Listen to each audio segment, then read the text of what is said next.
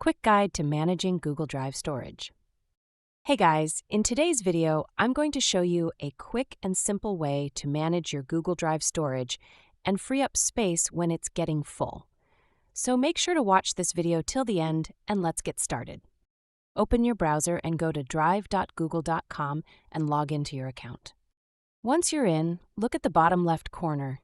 You'll see how much storage you've used out of your total limit. Click on the Storage section. This will show all your files sorted by size, with the largest ones at the top. Go through the list and delete the files you no longer need, especially large videos, PDFs, or backups. After deleting, go to the Trash folder on the left side. Click on Trash and then click Empty Trash in the top right corner. Until you do this, the deleted files will still take up space.